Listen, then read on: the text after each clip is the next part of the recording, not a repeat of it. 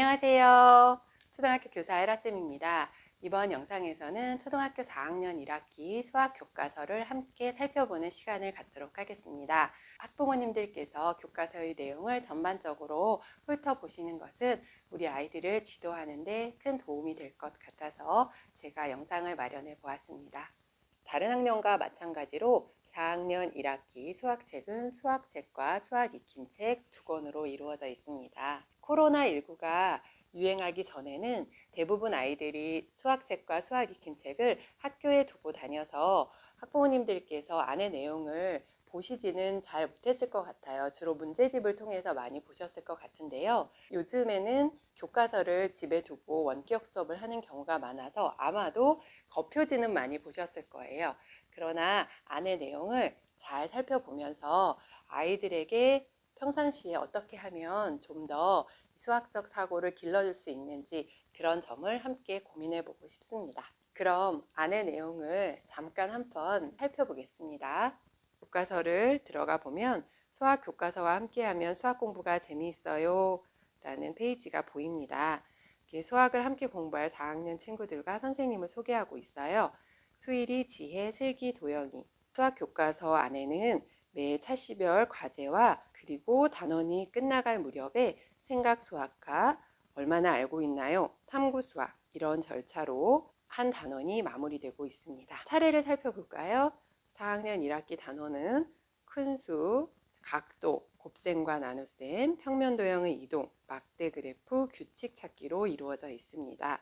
초등학교 수학의 영역은 크게 5가지로 분류가 되어 있습니다. 수와 연산, 도형, 측정, 규칙성, 자료와 가능성입니다. 4학년 1학기 단원에서는 큰 수, 곱셈과 나눗셈은 수학 영역의 수와 연산에 해당하고요. 각도는 측정 영역입니다.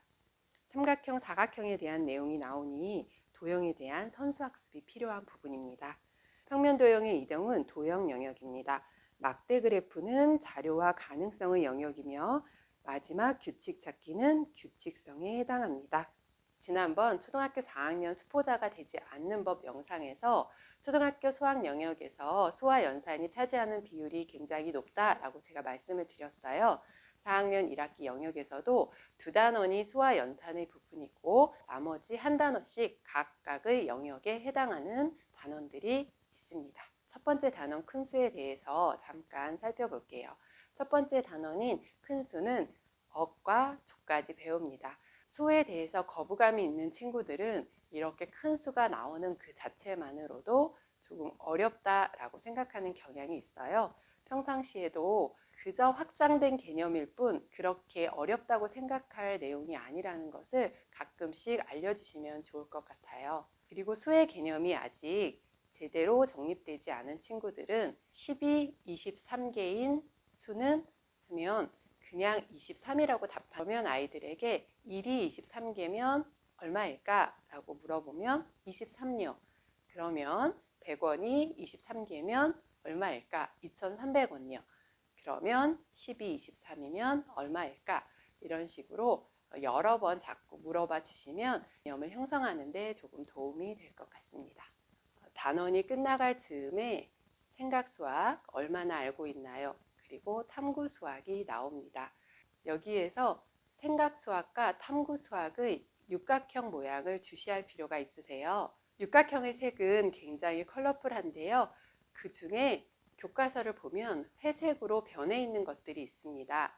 다음으로 이 단원 각도를 한번 살펴보겠습니다. 각도 단원에서는 각도기를 쓰는 법을 함께 배웁니다. 쉬워 보이는 이 각도기 사용법을 아이들은 조금 어려워합니다. 70도와 110도 어느 부분을 각도기에서 읽어야 하는지 그 부분을 조금 힘들어 하니까 그 부분을 잘 알려주시면 감사하겠습니다.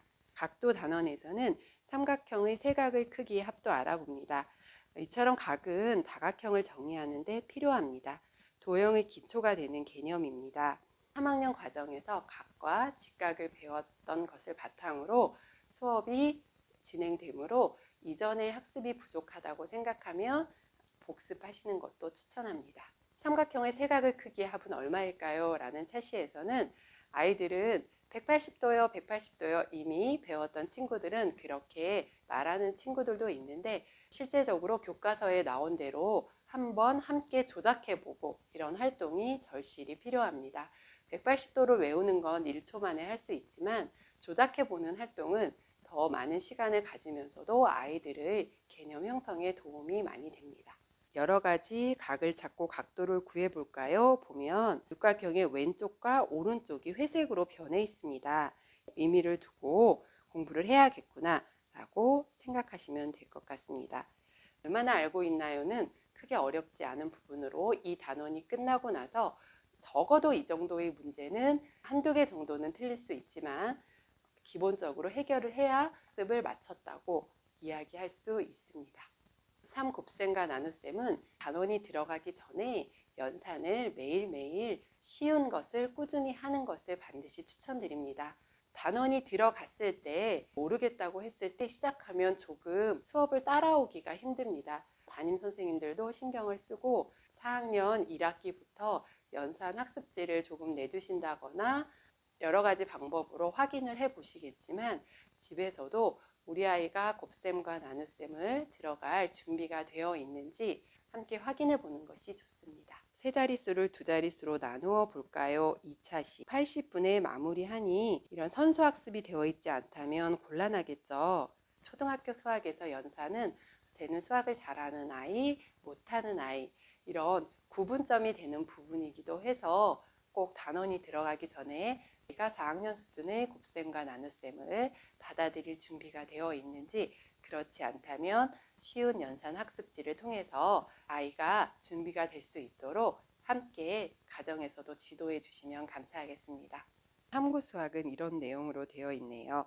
곱셈을 특히 조금 재미있게 할 수 있는 방법은 369 게임을 아이들과 많이 해보는 것을 추천드립니다. 3에서 박수치고 6에서 박수치고 9에서 3의 배수에서 박수치는 활동 또는 2, 4, 6, 8, 2의 배수에서 박수치는 활동 이런 활동을 하면 아이들이 정말 재미있게 활동을 하고 은근히 개념을 이해하는데 조금 더 도움이 됩니다. 4단원은 평면도형의 이동입니다. 단원 시작에서 알 수 있듯이 사진, 액자, 블록 등과 같은 구체물이나 평면도형을 밀고 뒤집고 돌리는 다양한 활동을 즐겁게 하는 것이 핵심입니다. 재미있는 활동을 통해서 도형의 평행이동, 대칭이동, 회전이동과 같은 도형 변환에 관한 개념을 습득해야 한답니다. 평면도형의 이동 단원은 문제집만 열심히 풀리지 마시고 아이들과 함께 블록을 가지고 이동시키는 그러한 여러 가지 재미있는 조작 활동을 통해서 개념을 익히게 했으면 좋겠습니다. 평면도형을 뒤집어 볼까의 책 내용을 보듯이 아이들에게 구체적인 조작 활동을 많이 하는 것을 추천드립니다. 투명 필름은 2단원에서 필수적이니 투명 필름을 꼭 구매해 주시는 것도 괜찮습니다. 5단원은 막대 그래프입니다. 막대 그래프를 시작하기 전에 인터넷의 통계 자료 같은 것을 함께 유심히 살펴보고 왜 이러한 통계들이 필요한 것인가에 대해서 한번 아이와 함께 고민해 보는 것도 추천드립니다. 어떤 분들은 수학이 왜 필요해 하지만 아이들은 수학 공부를 통해서 자료를 수집하고 분류하고 정리하고 또 분석하는 과정을 통해서 합리적인 의사결정을 하는 그 밑바탕이 될 수 있습니다. 여러 가지 자료를 찾아보면서 그것을 함께 이야기해보는 시간을 가지셨으면 좋겠습니다. 6단원은 규칙 찾기입니다. 6단원 규칙 찾기에서는 수에 대한 규칙뿐만 아니라 도형에 대한 규칙도 찾아봅니다. 저는 아이들과 규칙 알아맞히기, 놀이 이런 것들을 지금 현재 계획 중에 있습니다. 가정에서도 한번 그러한 재미있는 활동들을 생각해 보시고 함께 아이들과 해보는 것도 추천드립니다. 차시들을 한번 살펴보면 수의 배열에는 어떤 규칙이 있을까요? 또 도형도 나오고요. 계산식에서도 규칙도 찾아봅니다. 수학책에는 이렇게 준비물, 붙임딱지 등등 많이 있습니다. 수학 익힘책은 아주 간단히 살펴볼게요. 차례는 수학책과 같습니다. 단원을 배우기에 필요한 기초적인 학습에 대해 묻는 문제가 단원 시작전에 있어요. 쉬운 문제들로 구성되어 있는데 대부분 알고 있지만 모를 경우는 전 학년에 배운 내용을 반드시 복습해 주셔야 합니다. 매 차시가 끝나면 해결해야 하는 문제들을 수록해 두었고 자기주도 학습을 위해 뒤에 답지도 첨부되어 있습니다. 무조건 처음부터 답지를 떼지는 마시고 협의하에 답지를 떼는 것을 추천드립니다. 저의 경우에는 아직 우리 반 학생들은 답지를 떼지는 않았습니다.